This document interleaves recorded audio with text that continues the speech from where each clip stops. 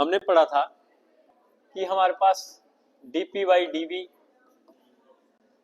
की अगर हम बात करें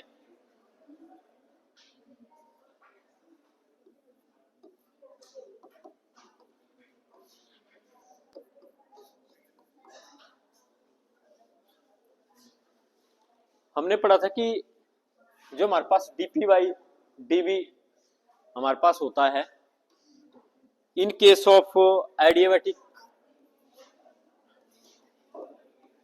प्रोसेस ये हमारे पास ज्यादा होता है और in case of isothermal process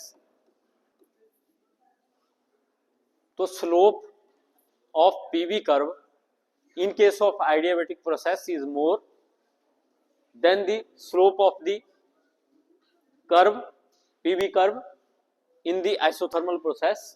और कितना ज्यादा हमारे पास होता है एडियाबैटिक प्रोसेस गैमा टाइम, तो ये भी dp बाई dv है, ये भी dp बाई dv है। तो हम क्या बोलते हैं कि एडियाबैटिक प्रोसेस के केस में जो हमारे पास स्लोप होती है वो गैमा टाइम मोर होती है as compared to isothermal process. तो ये आर्टिकल हमने कल डिराइव किया था, अब हम इसके ऊपर जो है यहाँ पे डिस्कशन करेंगे।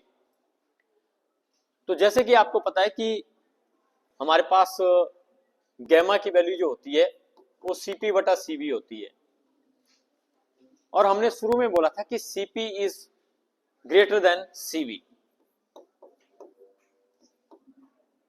जो हमारे पास molar specific heat at constant pressure है वो molar specific heat at constant volume से ज्यादा होती है। तो इसका मतलब अगर ये ज्यादा होगी तो ऊपर वाली टर्म ज्यादा होगी और नीचे वाली कम होगी, तो ये जो फैक्टर है हमारे पास it will be greater than 1। जो गैमा होगा वो 1 से बड़ा होगा, क्यों? क्योंकि cp आपका बड़ा है और cv हमारे पास जो छोटा है। अगर ये बराबर होते तब तो 1 होना था, cp और cv बराबर होते तो cp से cp कट जाना था, 1 ही आना था आंसर। लेकिन cp बड़ा है और cv छोटा है, इसलिए हम क्या बोलते हैं कि cp is greater than cv, so gamma will always be greater than 1। तो अगर हम इनकी स्लोप के बारे में बात करें तो एक जो कर्व है वो हम बना लेते हैं आपका आइसोथर्मल के लिए, एक हम बना लेंगे एडियाबैटिक के लिए। तो इधर को हम वॉल्यूम लेते हैं, इधर को हम प्रेशर लेते हैं, इधर को हम प्रेशर, इधर को हम वॉल्यूम। तो ये दो ग्राफ मैंने क्यों लिए? एक वाला ग्राफ है वो रहेगा हमारे पास एक्सपेंशन के लिए और एक वाला ग्राफ हमारे पास रहेगा कंप्रेशन के लिए। तो ये जो ग्राफ है ये वाला ग्राफ है हमारे पास एक्सपेंशन के लिए और ये वाला ग्राफ है हमारे पास कंप्रेशन के लिए। तो आपको पता है कि कंप्रेशन और एक्सपेंशन, आप एक पिस्टन में गैस लेते हैं, उस पिस्टन को ऊपर करेंगे तो एक्सपेंशन होगा गैस का, अगर उस पिस्टन को नीचे करेंगे तो कंप्रेशन होगा गैस का।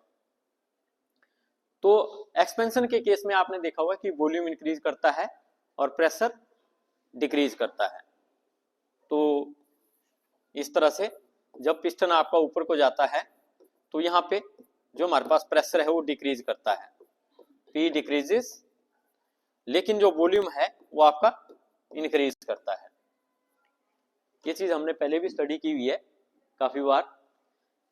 लेकिन ये हमारे पास अगर आप इसको नीचे को प्रेशर करते हैं तो उल्टा होता है कि हमारे पास जो P है वो आपका इंक्रीज करता है और जो हमारे पास वॉल्यूम है वो आपका डिक्रीज करता है। अगर हम ये वाली साइड लेंगे तो इस डायग्राम से इस चीज को आप इजीली समझ सकते हैं कि अगर पिस्टन ऊपर गया तो प्रेशर कम होगा, वॉल्यूम बढ़ेगा, और अगर आप पिस्टन को नीचे करते हैं तो प्रेशर बढ़ेगा, वॉल्यूम कम होगा गैस का, क्योंकि ये पिस्टन नीचे आएगा, गैस बिल्कुल इकट्ठी हो जाएगी, तो वॉल्यूम हमारे पास जो है सिस्टम का कम हो जाएगा। सिस्टम है गैस। तो इस चीज को हम यहाँ पे अगर प्लॉट करते हैं तो आपने देखा हुआ है कि हमारे पास इस तरह का ग्राफ आपके पास बनता है। मतलब प्रेशर जब पिस्टन हमारे पास एक्सपेंशन हुआ, पिस्टन ऊपर को गया, गैस एक्सपेंड हुई, तो ये वाला केस है हमारे पास पहले वाला। तो पहले वाला केस है हमारे पास और ये ग्राफ हम पहले वाले केस के लिए यहां पे ले रहे हैं। तो जब वॉल्यूम बढ़ेगा तो प्रेशर घटेगा। तो यहां पे क्या हो रहा है कि वॉल्यूम आपका बढ़ रहा है, जब आप इस पोजीशन से इधर को जा रहे हैं तो वॉल्यूम आपका इंक्रीज हो रहा है लेकिन प्रेशर आपका डिक्रीज हो रहा है। तो ये हमारे पास जो कर्व है ये आपका बनेगा आइसोथर्मल प्रोसेस के लिए। आइसोथर्मल प्रोसेस के लिए ये हमारे पास यहाँ पे कर्व बनेगा। और अगर हम एडियाबैटिक प्रोसेस के लिए भी कर्व बनाएं तो एडियाबैटिक प्रोसेस के लिए भी हमारे पास कर्व बनेगा, लेकिन वो कर्व इस तरह से हमारे पास यहाँ पे बनेगा। तो ये वाला कर्व हमारे पास जो है एडियाबैटिक प्रोसेस के लिए ये कर्व यहाँ पे रहेगा। क्यों? क्योंकि अभी हमने बोला कि जो हमारे पास एडियाबैटिक प्रोसेस के केस में आपकी स्लोप है वो ज्यादा होती है।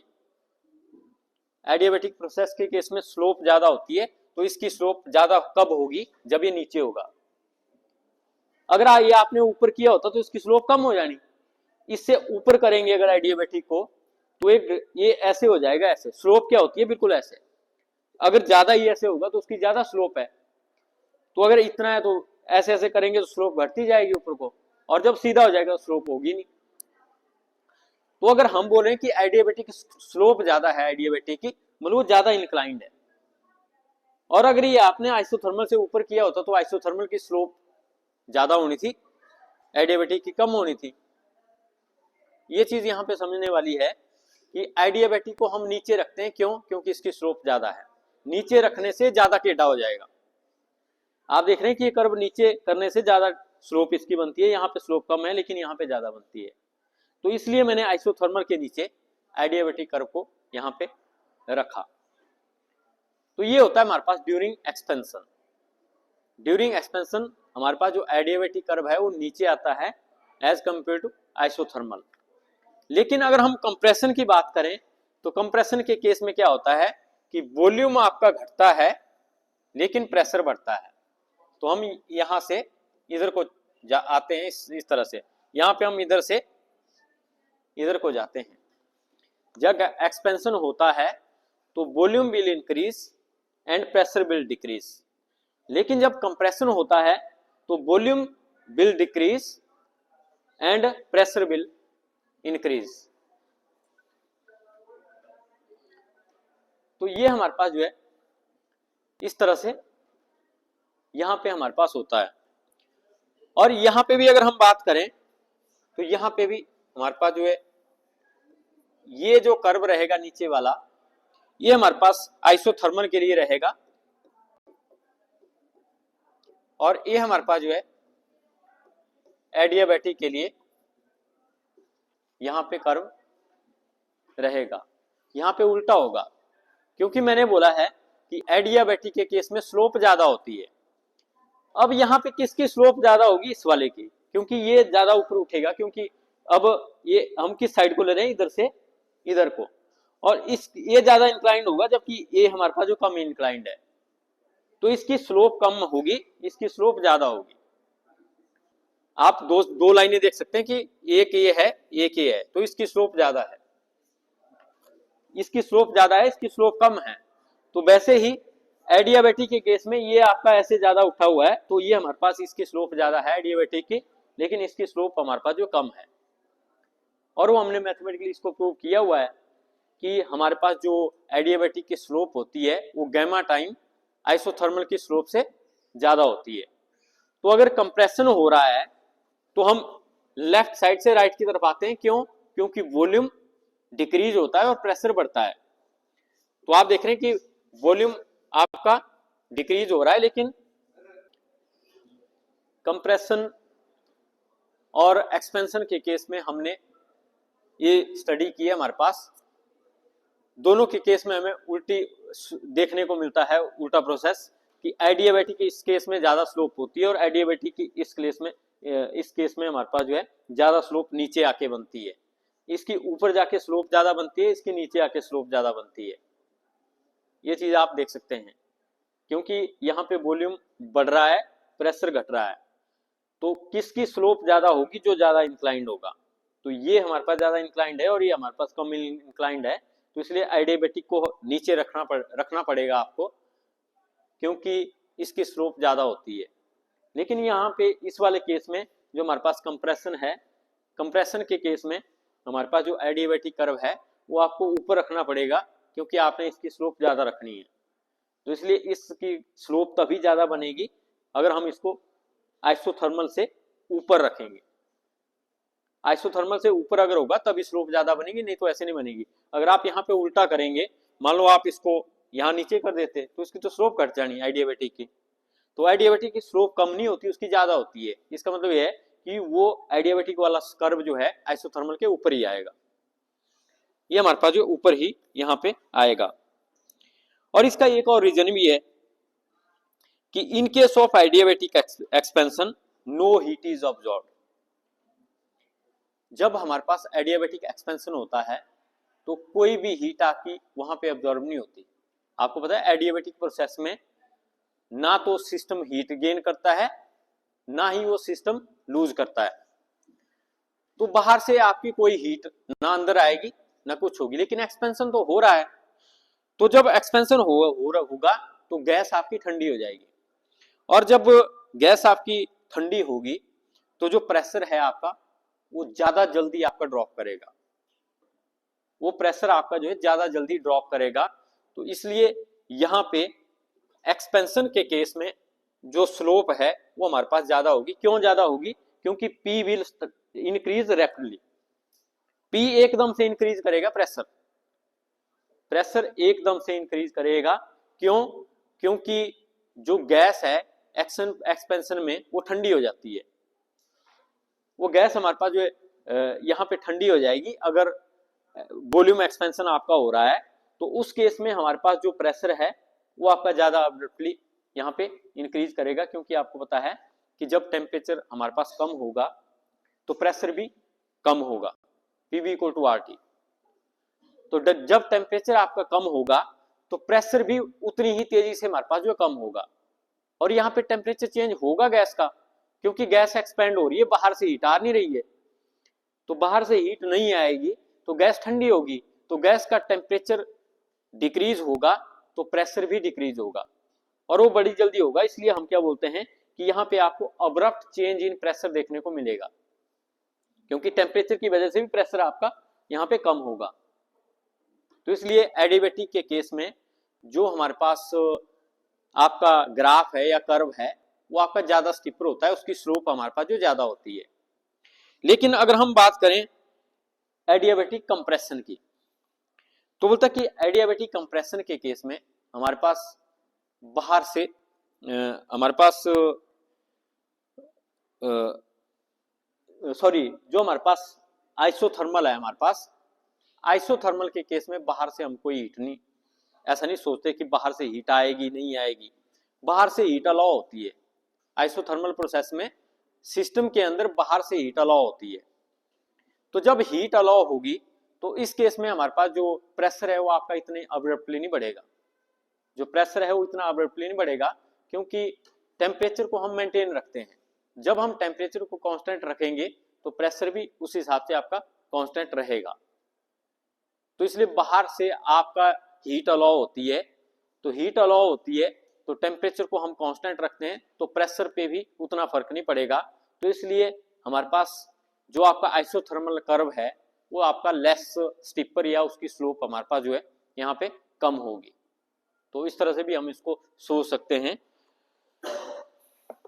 तो इसके बाद ये था आपका आर्टिकल आइसोथर्मल्स और एडियाबैटिक के स्लोप का। फिर हमारे पास नेक्स्ट टॉपिक है that is reversible and irreversible processes.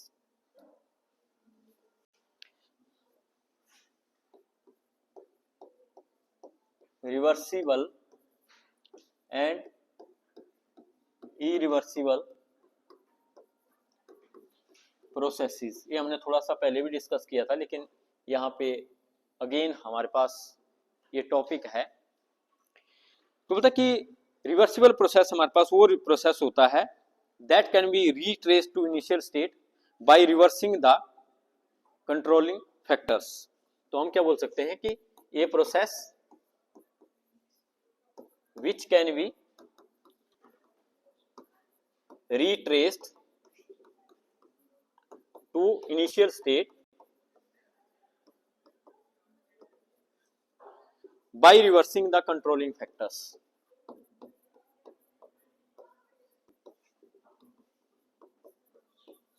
Bye reversing the controlling factors which occurred in the direct process is called, बोलता है कि अगर हमारे पास कोई ऐसा प्रोसेस है उसको हम एक स्टेट से दूसरी स्टेट में ले जाते हैं और यहां पे हम कुछ पैरामीटर या कुछ वेरिएबल चेंज करते हैं, जैसे हम प्रेशर, वॉल्यूम और टेम्परेचर चेंज करते हैं। तो प्रेशर, वॉल्यूम और टेम्परेचर जब हम चेंज करेंगे तो इनिशियल स्टेट में हमारे पास मान low pressure, volume P1 T1 हमारे पास है और फाइनल स्टेट में हमारे पास P2 V2 T2 है। और बोलता है कि यहाँ पे कंट्रोलिंग फैक्टर हमारे पास क्या रहेंगे, PVT। इनको जब हम चेंज करेंगे तो एक स्टेट दूसरी में कन्वर्ट हो जाएगी। तो बोलता है हम क्या करते हैं, दोबारा से इन्हीं कंट्रोलिंग फैक्टर को अगर रिवर्स करें, जैसे आप टेम्परेचर बढ़ा रहे थे फिर आपने टेम्परेचर को डिक्रीज करना शुरू कर दिया और टेम्परेचर आपने उतना डिक्रीज किया जितना शुरू में था, और उसी तरह आप प्रेशर को घटा रहे थे, आपने प्रेशर बढ़ाना शुरू किया और दोबारा से प्रेशर P1 हो गया, और वॉल्यूम आपका बढ़ रहा था फिर आपने वॉल्यूम को घटाना शुरू कर दिया और दोबारा से वो V1 हो गया। तो बोलता है कि हम जो हमारे पास कंट्रोलिंग फैक्टर्स हैं PVT, उनको हम पहले एक साइड में इंक्रीज करते हैं फिर हम उनको दूसरी साइड डिक्रीज कर देते हैं। मतलब ये नहीं कि सारे इंक्रीज होंगे इकट्ठे, अगर हम प्रेशर को इंक्रीज कर रहे हैं मतलब वॉल्यूम आपका डिक्रीज हो रहा है। तो इन फैक्टर को हम एक साइड चेंज करते हैं फिर हम रिवर्स में उनको चेंज करते हैं। तो बोलते हैं दोबारा से हम उसी स्टेज पे, इनिशियल स्टेज पे पहुंच जाते हैं। तो ऐसा जो प्रोसेस होता है उसको हम रिवर्सिबल प्रोसेस यहाँ पे बोलते हैं, जो कि दोबारा से हम उसी स्टेट पे पहुंच जाते हैं जहां पे हमारे पास ये P1 V1 और T1 थे। तो बोलते कि इसलिए किसी भी प्रोसेस को रिवर्सिबल होने के लिए कुछ चीजें हमारे पास जो जरूरी होती है। हमारे पास रिवर्सिबल प्रोसेस है नहीं, वैसे नेचर में अगर हम परफेक्ट देखें रिवर्सिबल प्रोसेस वो हमारे पास कोई नहीं है, लेकिन फिर भी अगर कुछ चीजें आपकी सेटिस्फाई होती है तो हम उस प्रोसेस को रिवर्सिबल प्रोसेस आपका बना सकते हैं। तो बोलता है रिवर्सिबल बनाने के लिए हमारे पास कुछ कंडीशंस हैं। पहली कंडीशन है हमारे पास कि जो हमारे पास प्रोसेस है that should be extremely slow. Process आपको इतना धीरे से करवाना पड़ेगा, बहुत धीरे से। जैसे आप स्टेट ए से स्टेट बी में जा रहे हैं तो बहुत स्लोली आप जाएंगे, मतलब कि टेम्परेचर बहुत धीरे धीरे चेंज करेंगे और प्रेशर भी आपका बहुत थोड़ा थोड़ा चेंज होगा। तो अगर हम किसी प्रोसेस को क्वाजी स्टेटिक वे में करवाते हैं, क्वाजी स्टेटिक का मतलब है स्लोली, अगर हम किसी प्रोसेस को बहुत स्लोली करवाते हैं तो उसके रिवर्सिबल होने के चांसेस बढ़ जाते हैं। तो इस ऐसा हम इस क्यों करते हैं, क्योंकि इस ऐसा करने से हमारे पास जो सिस्टम है वो तीनों तरह के इक्विलिब्रियम में हमारे पास रहता है, और तीनों तरह के इक्विलिब्रियम हमने ऑलरेडी डिस्कस किए हुए हैं, mechanical equilibrium, chemical equilibrium, thermal equilibrium, जिसको कि हम थर्मोडायनेमिकल इक्विलिब्रियम भी बोलते हैं। तो अगर हमने सिस्टम को थर्मोडायनेमिकल इक्विलिब्रियम में रखना है तो उस केस में उस प्रोसेस को हम बहुत स्लोली करवाते हैं क्वाजी स्टेटिक वे में, और अगर हमने कोई प्रोसेस रिवर्सिबल रखना है तो हमें क्वाजी स्टेटिक वे में उसको रखना पड़ेगा, धीरे धीरे करवाना पड़ेगा। इसका भी हमारे पास रीजन है जो कि हम यहाँ पे साथ साथ में इसको डिस्कस करेंगे। आपको पता है कि अगर आप बहुत जल्दी प्रेशर इंक्रीज कर देते हैं, आप एकदम से पिस्टन दबाते हैं और प्रेशर, तो आपको पता है गैस का टेम्परेचर बढ़ जाएगा, तो टेम्परेचर भी एकदम बढ़ जाएगा, हीट और हीट लॉस आपके पास होते हैं। तो उस सिस्टम को, वो सिस्टम दोबारा से इनिशियल स्टेट पे नहीं आ पाएगा। अगर हम उसको बोले कि वो अपने आप से वो सिस्टम जो इनिशियल स्टेट में आए वो वहां पे नहीं आ पाएगा, तो आपको एक्स्ट्रा वर्क करना पड़ेगा उसको, अगर इनिशियल मतलब सेम पैरामीटर में आपने उसको लाना है। तो रिवर्सिबल प्रोसेस वो होता है जो अपने आप ही, मतलब हम उसको इनिशियल स्टेट से फाइनल स्टेट ले आते हैं और हम सिर्फ वेरिएबल चेंज करते हैं, और वेरिएबल चेंज करने से दोबारा से इनिशियल स्टेट पे पहुंच जाता है। तो इसलिए प्रोसेस को एक तो हमें बहुत स्लोली करवाना पड़ेगा अगर हमने उसको रिवर्सिबल बनाना है, क्यों, उसको थर्मोडायनेमिकल इक्विलिब्रियम में रखने के लिए। और दूसरी कंडीशन है हमारे पास कि जो हमारे पास प्रोसेस आप करवाएंगे उसमें हमारे पास फ्रिक्शन नहीं होना चाहिए और विस्कोसिटी भी मीडियम की हमारे पास नहीं होनी चाहिए, अब्सेंट होनी चाहिए, क्योंकि पता है जो विस्कस मीडियम होता है वहां पे फ्रिक्शन भी ज्यादा होता है। तो इसलिए हमारे पास विस्कोसिटी भी उस मीडियम की हमारे पास कम हो और इनइलास्टिसिटी भी नहीं होनी चाहिए, इनइलास्टिसिटी भी नहीं होनी चाहिए और इलेक्ट्रिकल रेजिस्टेंस भी हमारे पास नहीं होना चाहिए। तो किसी प्रोसेस को रिवर्सिबल करने के लिए हमारे पास there should be no friction of the medium, viscosity should be very low, या there should be no viscosity, viscosity होती है लेकिन वो हमारे पास बहुत कम हो, और वो आपका मीडियम वहां पे इनइलास्टिसिटी भी हमारे पास नहीं होनी चाहिए। आपको पता है कि इलास्टिक सिस्टम होता है जो दोबारा से अपनी शेप को गेन कर लेता है।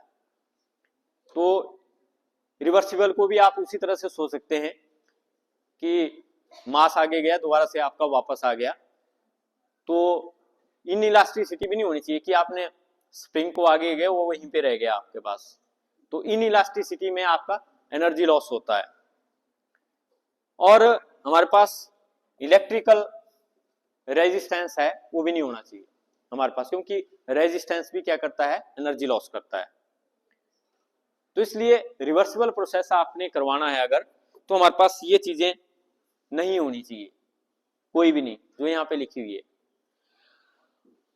बोलता कि these conditions cannot be obtained practically, so no process can be called completely reversible process। बोलता है ये ऐसा पॉसिबल नहीं है, अगर हमने रिवर्सिबल प्रोसेस करवाना है तो ये कंडीशनें आपकी होनी चाहिए, लेकिन इन रियलिटी ऐसा हो नहीं पाता। आपको होता है कि फ्रिक्शन तो होता ही होता है, एयर में आप देखते हैं तो गैस के केस में अगर हम देखते हैं गैस के मॉलिक्यूल्स होते हैं और गैस के मॉलिक्यूल्स जो है खुद जो है वहां पे हमें फ्रिक्शन देखने को मिलता है। और जब आप कंटेनर लेते हैं, कंटेनर का पिस्टन ऊपर नीचे करते हैं तो वहां भी हीटिंग आपकी होती है ड्यू टू फ्रिक्शन। आप इसको बिल्कुल फ्रिक्शनलेस नहीं बना सकते, हम शुरू से बोल रहे हैं कि हमने फ्रिक्शनलेस पिस्टन लेना है, लेकिन उसको प्योरली फ्रिक्शनलेस हम नहीं बना सकते हैं। और ना ही हमारे पास कोई ऐसा मीडियम होता है जिसकी विस्कोसिटी नहीं होती, ना ही हमारे पास ऐसा मीडियम होता है जिसमें इनइलास्टिसिटी नहीं होती, और ना ही कोई ऐसा मीडियम होता है जिसका इलेक्ट्रिकल रेजिस्टेंस नहीं होता। तो ये सारी कंडीशंस आपको कहीं भी फुलफिल्ड नहीं मिलती, तो इसलिए हम बोल सकते हैं कि कोई प्रोसेस आपका जो है एक तरह से रिवर्सिबल नहीं होता। लेकिन कुछ प्रोसेस हैं जिनको हम थोड़ा सा रिवर्सिबल मान लेते हैं कि हमारे पास वो जो प्रोसेस हैं वो हमारे पास जो है रिवर्सिबल हैं। तो बोलता कि जैसे हमारे पास इसके एग्जाम्पल हैं जो जिनको हम रिवर्सिबल मानते हैं, वो हमारे पास वर्किंग सब्सटेंस ऑफ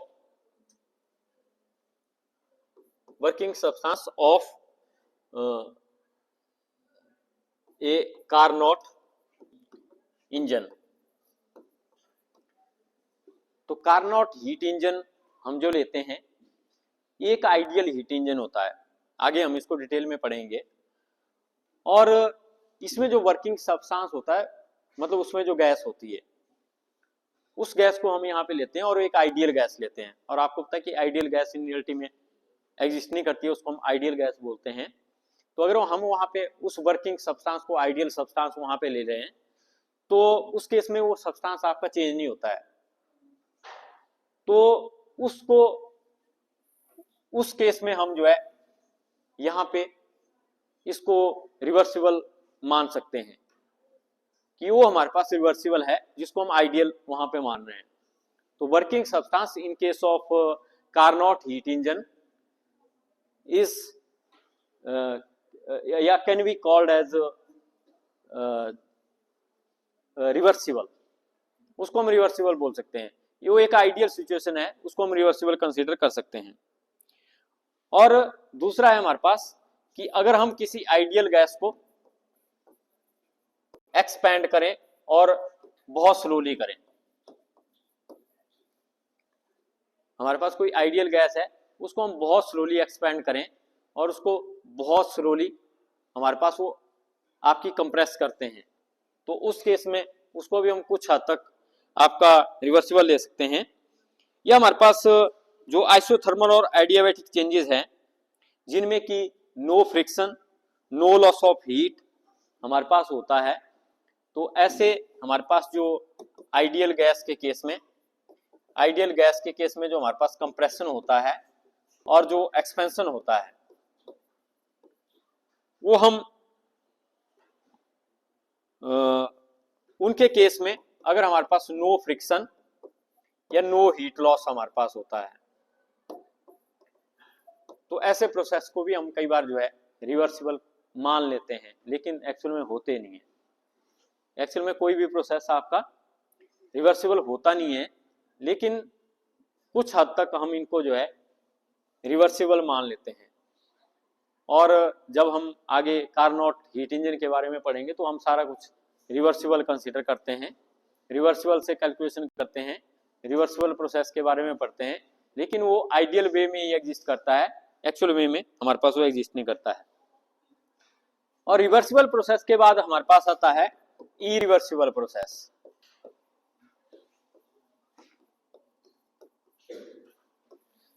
तो बोलता है इरिवर्सिबल प्रोसेस वो होते हैं जो रिवर्सिबल नहीं होते, और ये हमारे पास जितने भी प्रोसेस नेचर में हमारे पास होते हैं वो सारे ही इरिवर्सिबल प्रोसेस हमारे पास होते हैं। तो बोलता है the process which can not be retraced to the initial position by reversing the controlling factors. तो जो डेफिनेशन हमने पहले दी थी उसके अपोजिट हम यहाँ पे बोल रहे हैं कि अगर हमारे पास कोई प्रोसेस है, आप उसको इनिशियल स्टेट से फाइनल स्टेट पे ले जाते हैं और दोबारा से आप कंट्रोलिंग फैक्टर में वो चेंज करते हैं, मतलब उनको हम रिवर्स कर देते हैं सारे फैक्टर को, तो वो जो सिस्टम है हमारे पास वो इनिशियल स्टेट पे पहुंच ही नहीं पाता।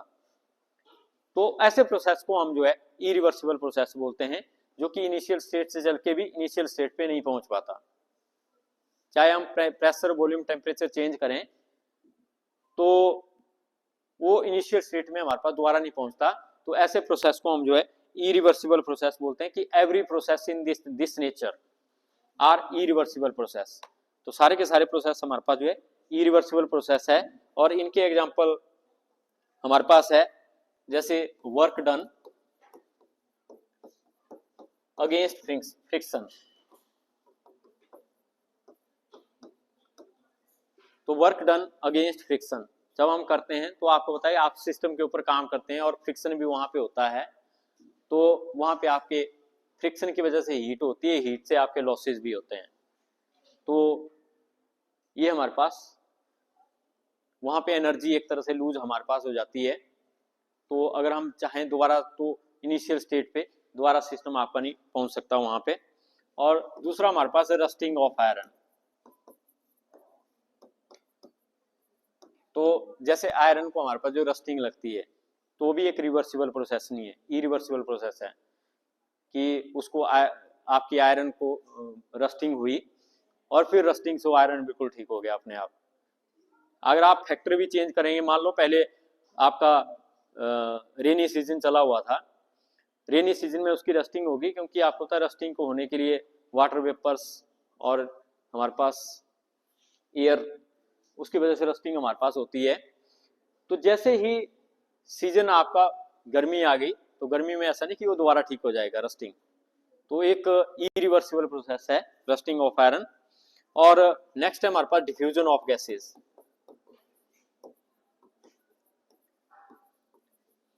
तो गैसेस का डिफ्यूजन जब होता है हमारे पास, आप क्या करते हैं, एक कंटेनर में एक गैस ले लेते हैं, दूसरे कंटेनर में दूसरी गैस ले लेते हैं, या सेम वे में हम क्या करते हैं कि यहाँ पे एक गैस ले लेते हैं, यहाँ पे दूसरी गैस लेते हैं और इस चैम्बर को यहाँ से हटा देते हैं। तो क्या होता है कि इस हटाने पे इस गैस के मॉलिक्यूल इसमें चले जाते हैं और इसके गैस इसमें चले जाते हैं, और फिर ऐसा भी नहीं होता कि ये मॉलिक्यूल दोबारा अलग अलग हो जाएंगे अपने पास। ये एक बार मिक्स हो गए, डिफ्यूज हो गए, एक साइड से इनका डिफ्यूजन दूसरी साइड में अगर हो गया तो डिफ्यूजन होने के बाद ऐसा नहीं कि अपने आप ही ये आपके पास जो है अलग अलग दोबारा हो जाएंगे मॉलिक्यूल। तो ये भी एक इरिवर्सिबल प्रोसेस है। रिवर्सिबल कौन सा होता है, दोबारा से इनिशियल स्टेट पे पहुंच जाता है, और इसकी इनिशियल स्टेट क्या थी कि एक गैस इधर को थी, एक दूसरी गैस इधर को थी। तो जब हम इसको हटाएंगे तो एक गैस के मॉलिक्यूल और दूसरी के मिक्स हो जाएंगे दोनों के, और दोबारा फिर ऐसा नहीं हो पाएगा कि आप ये दोनों जो है सेपरेट आपके पास हो जाएंगे। तो सेपरेट हो जाते तो एक रिवर्सिबल प्रोसेस होता, लेकिन ये दोनों, इन दोनों को हम सेपरेट नहीं कर पाते डिफ्यूजन के बाद, तो इसलिए हम इसको एक इरिवर्सिबल प्रोसेस यहाँ पे बोलते हैं। और चौथा एग्जांपल है हमारे पास falling of water from certain height, falling of water from certain height. तो पानी आपका जब ऊपर से नीचे की तरफ गिरता है, ऐसा नहीं कि फिर वो नीचे से ऊपर दोबारा चढ़ जाएगा अपने आप ही, कि हम कुछ फैक्टर चेंज करेंगे और वो दोबारा से ऊपर चढ़ जाएगा। तो वो भी एक इरिवर्सिबल प्रोसेस है, दोबारा से इनिशियल स्टेट पे आपके पास नहीं जाता, लेकिन जा सकता है। कैसे? फिर हमें काम करना पड़ेगा, वर्क करवाना पड़ेगा, मोटर से काम करवाना पड़ेगा, लेकिन वो हमारे पास उसको हम रिवर्सिबल प्रोसेस के केस में उसको हम कंसीडर नहीं करेंगे, क्योंकि हम सिर्फ प्रेशर, वॉल्यूम और टेम्परेचर कंट्रोल करके ही अगर उसको इनिशियल स्टेट पे भेज सकते हैं तब वो रिवर्सिबल है। लेकिन अगर आपको कुछ एक्स्ट्रा वर्क डन करना पड़े वहां पे, तो वो हमारे पास जो रिवर्सिबल प्रोसेस हमारे पास नहीं होगा। फिर नेक्स्ट है हमारे पास limitations of first law of thermodynamics. तो फर्स्ट लॉ ऑफ थर्मोडायनेमिक्स की हमारे पास जो है कुछ लिमिटेशंस हैं। पहले तो हम ये बोल रहे थे कि फर्स्ट लॉ ऑफ थर्मोडायनेमिक्स हमारे पास जो है ये basically law of conservation of energy है। Limitations of first law of thermodynamics, तो ये हमारे पास basically law of conservation of energy है, ये हम यहाँ पे बोल रहे थे। लेकिन बोलता है कुछ चीजें हैं उनको ये फर्स्ट लॉ ऑफ थर्मोडायनेमिक्स हमारे पास जो एक्सप्लेन नहीं करता है। कुछ हमारे पास नेचर में ऐसे फेनोमेना है जिनको एक्सप्लेन करने में हमारे पास जो फेल हो जाता है। जैसे कि हम क्या बोलते हैं कि जो हीट है वो हमेशा ही हायर टेम्परेचर से लोअर टेम्परेचर की साइड को जाती है। हीट हमेशा ही higher temperature to lower temperature side को फ्लो होती है। आपने देखा हो, आप पतीला गर्म करते हैं तो जो आपको आपने पकड़ने के लिए जो उसके कड़े लगाए होते हैं, थोड़ी थोड़ी देर बाद वो भी हीट हो जाते हैं, क्योंकि कड़े आपके पहले ठंडे होते हैं और हीट जो है निचली साइड हो रही होती है, लेकिन वो हीट धीरे धीरे मूव होती है और जो ज्यादा कोल्डर साइड है उधर को मूव करती है। और आप यहाँ पे देखेंगे कि मान लो आप यहाँ पे हीटर जलाएंगे, आपने पीछे हीटर जलाया होगा, कमरा गर्म होगा तो यहाँ तक भी उसकी हीट थोड़ी देर बाद पहुंच जाएगी। तो इससे हमें पता चलता है कि हीट हमेशा ही हायर टेम्परेचर वाली साइड से लोअर टेम्परेचर वाली साइड को जो है जाती है। लेकिन जो हमारे पास फर्स्ट लॉ ऑफ थर्मोडायनेमिक्स है वो इस चीज को एक्सप्लेन नहीं कर पाता कि क्यों हीट लोअर से हायर क्यों नहीं जाती, लोअर साइड से हायर को क्यों नहीं जाती है। तो लोअर साइड से हीट हायर को क्यों नहीं जाती है, तो इस चीज को एक्सप्लेन करने में भी जो हमारे पास फर्स्ट लॉ ऑफ थर्मोडायनेमिक्स है वो हमारे पास फेल हो जाता है। और एक और रीजन है, आपने देखा हुआ है फ्लाई व्हील, ऊपर जो एक्सपेरिमेंट किया हुआ है आपने, वो फ्लाई व्हील रोटेट करता है, आप उसको घुमाते हैं और रोटेट करता है, और due to friction of the ball bearing, जो उसका बेयरिंग है उसमें फ्रिक्शन होता है और एयर का फ्रिक्शन भी होता है। तो इन फ्रिक्शन की वजह से वो रेस्ट में आ जाता है थोड़ी देर में, और आप उसको बार बार घुमाते रहेंगे, थोड़ी बार आप देखेंगे उसका जो जहाँ पे वो घूमता है बॉल बेयरिंग वो थोड़ा सा गर्म हो जाता है, वो थोड़ा सा गर्म हो जाता है। तो हम वहां पे क्या बोल सकते हैं कि हमने उसकी रोटेशनल एनर्जी को हीट एनर्जी में कन्वर्ट कर दिया। लेकिन क्या वो हीट एनर्जी फिर दोबारा से उसकी रोटेशनल एनर्जी में चेंज होती है? नहीं होती है। हमने रोटेशनल एनर्जी को तो हीट एनर्जी में कन्वर्ट कर दिया, लेकिन जो हीट बन गई उसकी एक बार, वो दोबारा से रोटेशनल में नहीं चेंज होती।